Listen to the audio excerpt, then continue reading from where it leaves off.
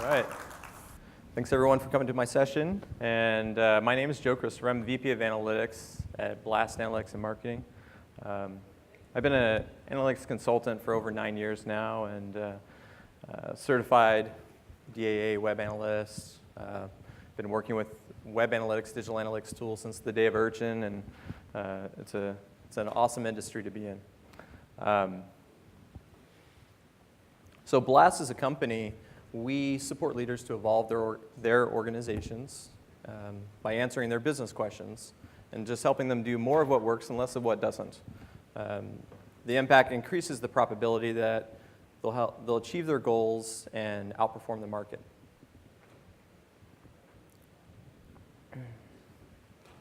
Don't track me, bro. So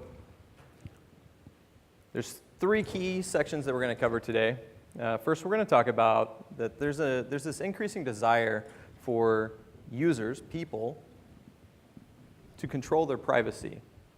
We'll talk about the technology behind user privacy, and then go over a case study with one of my clients, Healthcare.gov. So, does anyone know who this guy is? So if you've seen the movie Fast Times at Ridgemont High, it was a movie in the 80s. This is Jeff Spicoli. And he's a high school student, he's into surfing, and he's going to help us today talk through these different points.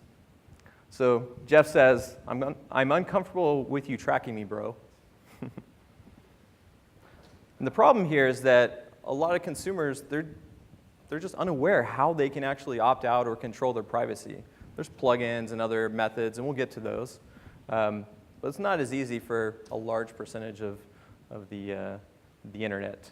So according to a 2015 Pew Research survey, 74% of Americans believe control over their personal information is very important. But yet, only 9% believe that they have such control. According to a Ghostery extension install survey from 2015, 41% of consumers are concerned about how their security is impacted by ad tracking. And as marketers, we often view something like this as low priority. The upside is perceived as low, so it's low priority. But there is some potential risk here, and the risk can be very high and it's underestimated. So each passing day, there's this increasing risk, and the time to take action on this is now, and to consider how your privacy works on your website and how you work with your vendors, and we'll get more into this. There can be long-term adverse impacts on the brand value, the user confidence with your brand, and also massive financial implications as well. So Jeff says, how and why are you tracking me, bro? Well, so how are companies tracking Jeff? They're using third-party cookies. Most of us in the room are probably familiar with some of these. We're just going over some of the different technologies. So with third-party cookies, these are cookies that are set typically by advertising companies. They follow you around the web. So as you go from site to site to site, tracking behaviors and what sites you've been to, information such as that. First-party cookies. These are cookies that get set on the website that you're on. So if I go to any website, abc.com, right? First-party cookies are being set. These are things like, are you logged into the website? It also includes your Google Analytics cookie client ID value. There's lots of different cookies that are being set. There's also local storage as a method that can be used to track information. So the way that local storage works, and this is set up on all modern browsers, is it has the ability to store information about, well, really it overcomes a lot of the limitations that cookies have in terms of storage and such. But one of the things that users don't really realize is that when you clear your cookies, your local storage can still be there. And there's been some incidences in the past where companies could theoretically put the cookie value into local storage and then bring that right back to cookies as soon as you clear them. It's technically possible. IP address, that's a well-known one that companies can use to track. Then there's browser fingerprinting. Interesting technology here. You can actually go to this EFF, Electronic Frontier Foundation website and test yours. Don't worry, these slides will be sent out after the conference, so you can get this link. But the interesting thing about browser fingerprinting is that when you install your browser, for instance, let's say you install Chrome, your installation is very unique in comparison to other people because of different fonts that your system has installed, different system plugins that you have installed, a variety of other factors that contribute to your uniqueness. I tested my browser with this tool, and my browser was unique amongst about 140,000 browsers that have been tested so far just on this tool. So it's a pretty unique way to identify users. So why are companies tracking you? Well, in regards to advertising tracking, a big one, of course, make money.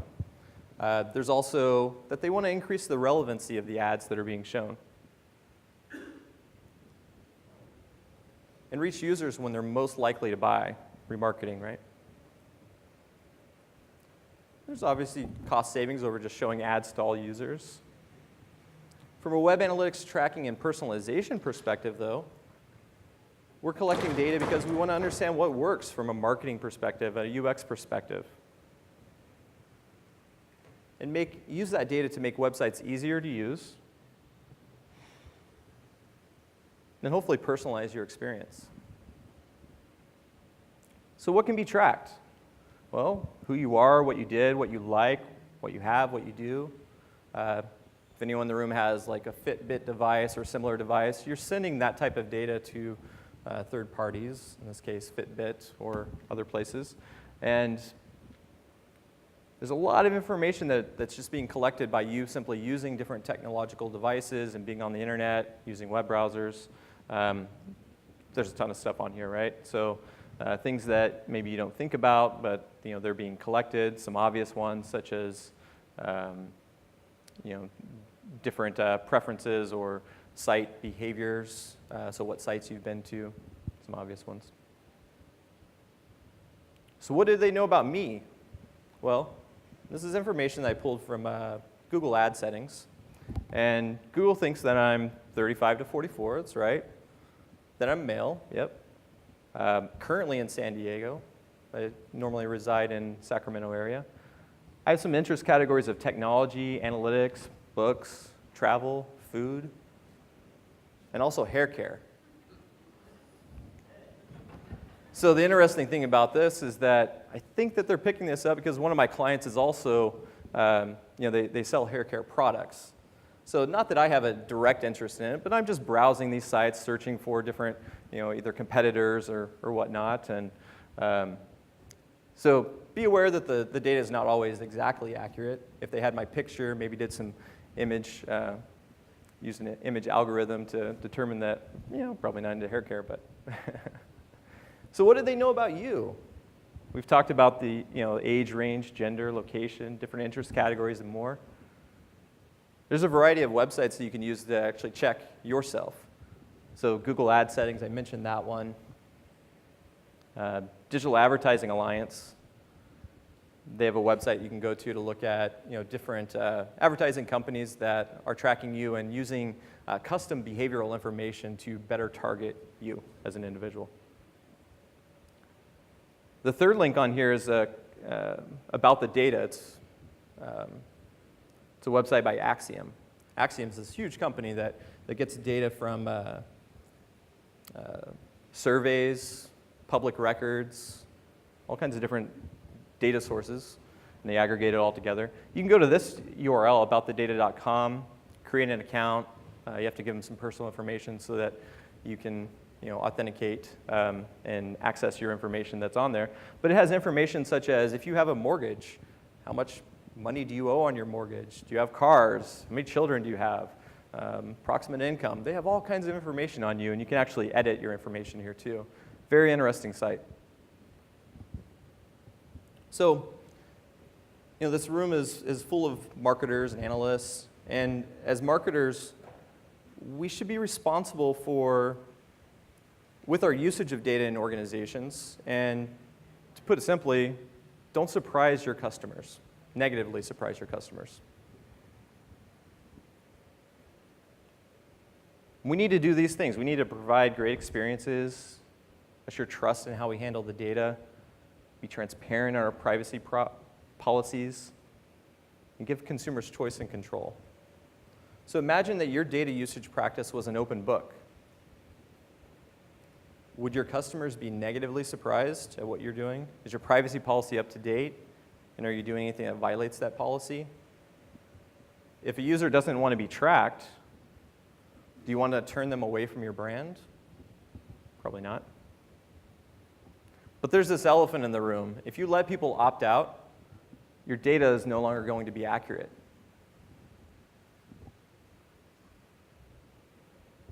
I'm sorry to be the one to break the news to you guys. Your data is not 100% accurate today. So users have already been opting out. Bots have been plaguing your data. There's all kinds of reasons why your data is not 100% accurate. You shouldn't be using this data to report exact revenue numbers to your board. But what you should be using this data for is reporting maybe hopefully an increase in conversion rate. Follow the trends. So analytics is not a precise measurement tool. And we need to focus on the trends. And look at those trends to make decisions and develop priorities to improve the user experience.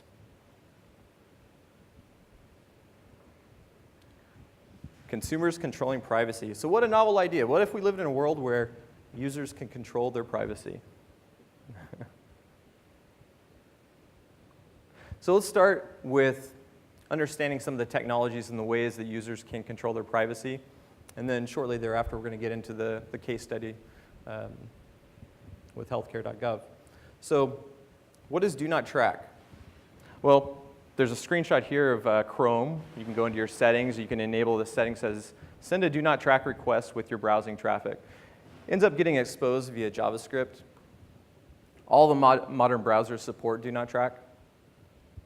And by default, the setting should be off. And I put should be. And the reason why is because prior to April 2015, Microsoft actually enabled this by default on its browser installs. And according to the W3C standards, the signal sent must reflect the user's preference, not the choice of some vendor, institution, so forth. So this was sort of a big blow to DoNotTrack, in my opinion, because it really set things back because such a large percentage of your audience already had DoNotTrack enabled because a large percentage of the audience, the internet traffic that you have, uses IE. So they did fix this in April 2015, but by then, maybe too late for the standard to fully take off. That being said, it still exists. It's supported in all major browsers, and it is tied back to a user's preference. They're specifically setting this preference, and you can use that data to honor their wishes. So we'll get more into that. There's some issues with DoNotTrack. We mentioned some of this. First off, there's no legislation in the United States to enforce it. Most of the advertisers don't honor the DoNotTrack setting. The Digital Advertising Alliance doesn't require its members to honor DoNotTrack. There's that Microsoft issue I just talked about.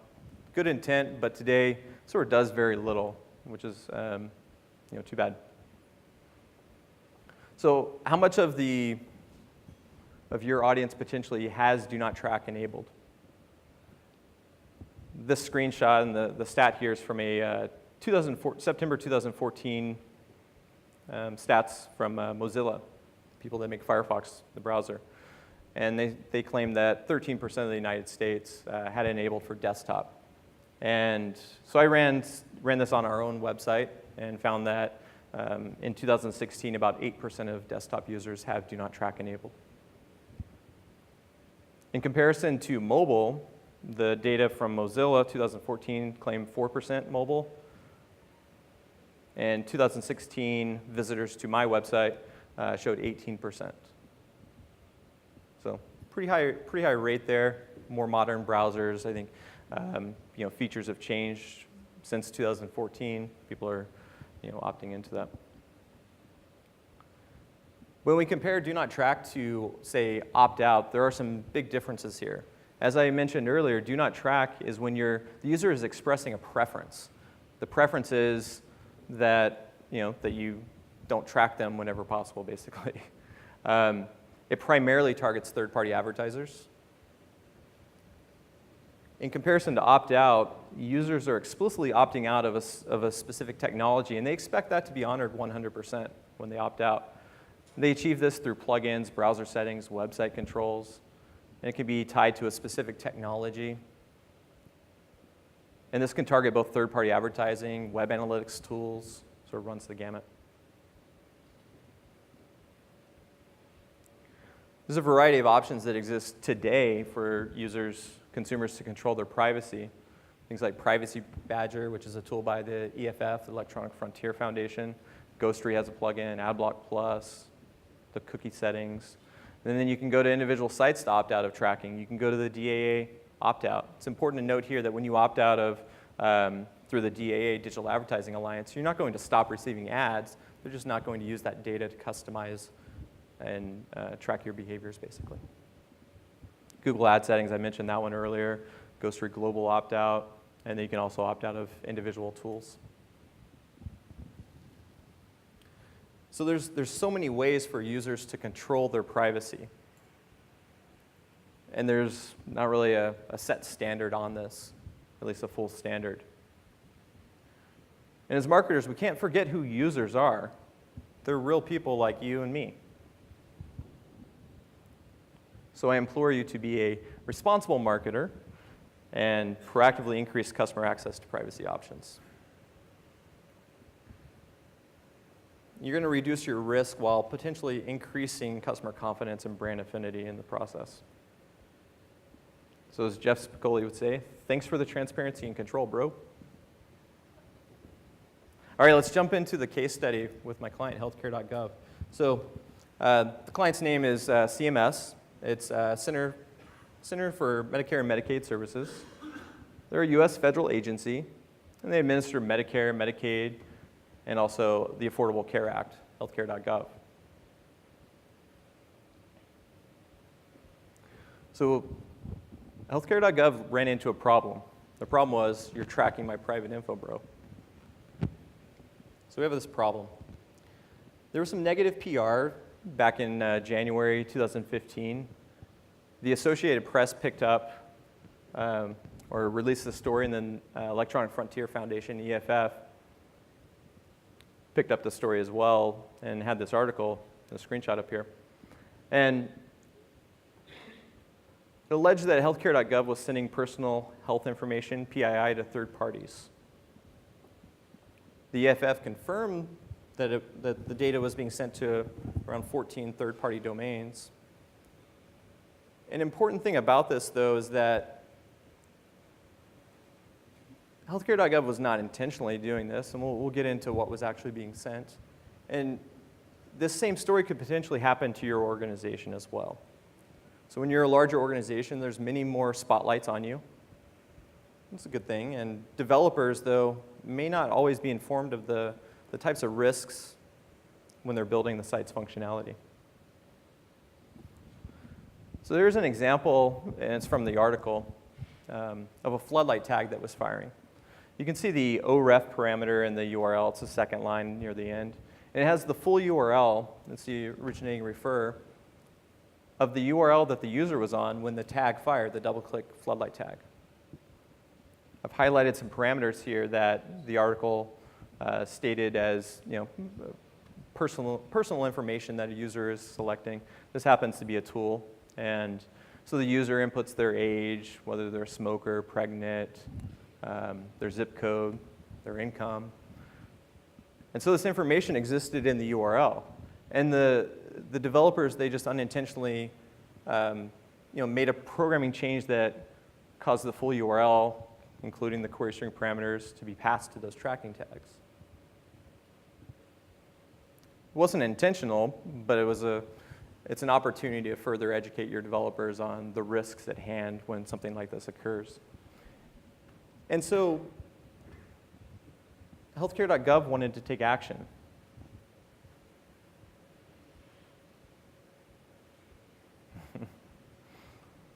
It's a funny meme. It was obviously easy to remove the query string parameters. Simple fix, right? Let's change that, remove the query string parameters when the user engages with the tool. But Healthcare.gov and CMS, they wanted to take things further. And they wanted to really build out, allow users to control their privacy on the site and make those decisions. So where do we go from here? We want to restore confidence in users. And like I said, it was easy to remove the query string parameters. But there's lack of an existing roadmap. There's no other US federal agency that had implemented increased privacy options to the level that we wanted to take things. Lack of existing regulation in the US. So the next steps were to identify the different technologies that have the right capabilities to meet the privacy objectives at hand. So enter the solution. So CMS, Healthcare.gov, they worked with Blast Analytics and Marketing and selected Telium IQ Tag Management as a solution to further increase privacy options. So Blast provided strategic guidance in this project to lead a privacy impact assessment. We helped stakeholders with the education components of understanding, what's currently being tracked, what risks there might be, and educated them on the value and the need for governance and process enforcement.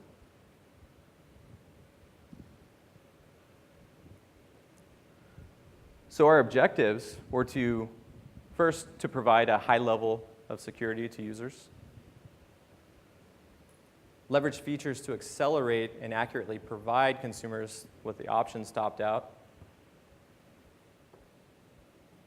honor that do not track setting that we've reviewed. Important, create a friendly experience,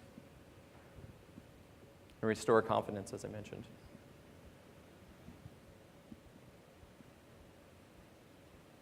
So what features did we use with the Telium IQ tag management system? Well, we enable the DoNotTrack extension. This is a screenshot of an actual pixel that fires. And the way that this works in Telium with the DoNotTrack extension is that we enable the extension, and what happens is it detects if the visitor has enabled DoNotTrack, and it puts that into the data layer, into the UTag data object. We then use the DoNotTrack setting here that's in the data layer to control what tags honor that based on load rules. The load rule is assigned to tags. And in this case, we elected to only assign it to advertising tags. So across all of our advertising tags, we are honoring the DoNotTrack setting.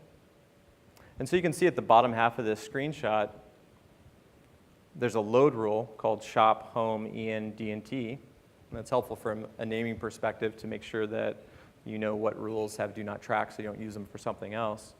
And you can see the second line of that rule, it says, and DoNotTrack not populated. So if that value was turned on and had a value, then we would not execute this double-click floodlight tag. So simple way of honoring DoNotTrack. We also leveraged the Privacy Manager extension. And you saw a screenshot a couple slides ago, but we'll get to that as well. We built out opt-out categories. There's 3 categories that we selected: analytics, advertising, and social media. And it's vital here when you're using both the DoNotTrack extension as well as Privacy Manager extension that you have all of your tags in Telium. Right? You can't control what exists inline on a page or was tagged via some other method that would not be in your Telium IQ tag management. So everything has to be in there. That's very important. And the tags, in this case, they're just a drag and drop interface to easily bring those tags over to the different categories. So you can see we have the analytics, advertising, and social media. This is one time per tag template, meaning that if I add DoubleClick Floodlight into the advertising category, and then 2 weeks from now another request comes in and I add another DoubleClick Floodlight tag, it already exists inside the advertising category. So you just have to do that one time.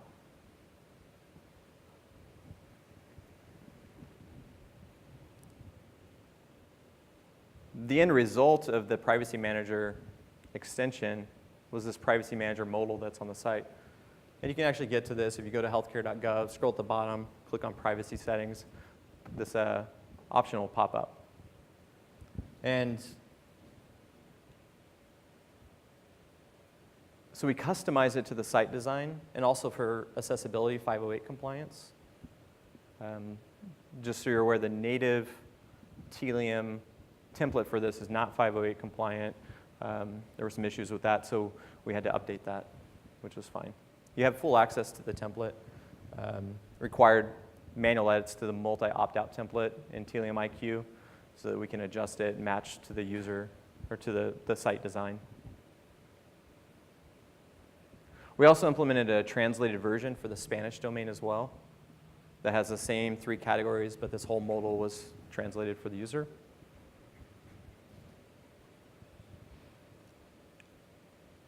An important thing here about the categories. With the extension, we could have enabled the ability to opt out of specific technologies, say opt out of Mixpanel, or opt out of Google Analytics, or opt out of only DoubleClick. Users don't really know what those technologies are, though. And so that's a big reason why the categories here exist, and it's much simpler for users to make decisions about, okay, I don't really want to opt into advertising, but I don't care about web analytics. And we had clear descriptions of each of those categories. So what were the results that we achieved with this? Well, users can now adjust the privacy options in any of those 3 categories. DoNotTrack is automatically enabled for all advertising tags. And the user's privacy selections, they're honored for 3 years from the date of the last visit, and that's stored in a first-party cookie.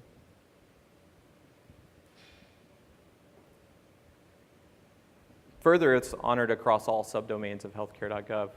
There's a few other subdomains, and so this is a first-party cookie that gets set at the domain level, and so we honor that across all of the containers, all the domains.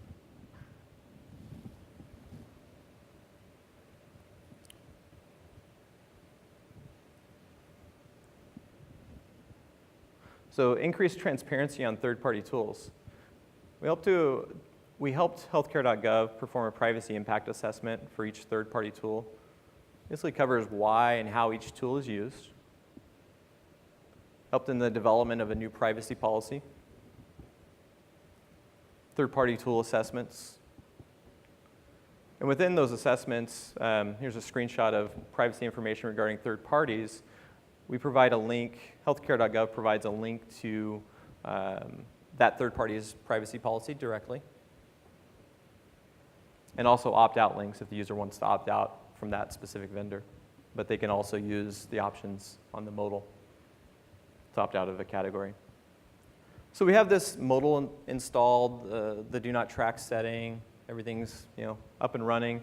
But there's a huge component of ongoing responsibility here that Healthcare.gov has. So one is that you have to establish governance. It has to be documented, it has to be enforced. Continued education for stakeholders on tracking and privacy, the risks and the benefits. We have to train users on Telium IQ because if someone goes in and adds a new tag and they forget to drag it into the specific categories in the privacy extension, then we could have a tag that incorrectly fires and violates the privacy options that they selected. Same thing with DoNotTrack, right? So we need to ensure all of our load rules that are assigned to advertising tags are hooked into that setting. Set up routine and automated testing. So ideal is that you get this automated so that you know that no other tags are incorrectly firing and someone audits that log. And yeah, tag monitoring to ensure that only the approved tags are firing. So you can test this out, easily go in, set cookies to opt yourself out. If you're using something like a Selenium or something else to monitor your tags, you can easily test that out. The result, though, was that in October 2015, the EFF, Electronic Frontier Foundation, they launched an article, I think it was maybe the day after this feature launched, and said, privacy victory, Healthcare.gov announces support for DoNotTrack. So fantastic, right? Healthcare.gov users will now be able to disable tracking by advertising beacons, social media, and analytics services on the healthcare website if they choose. And then further, DoNotTrack feature in the browser is automatically enabled.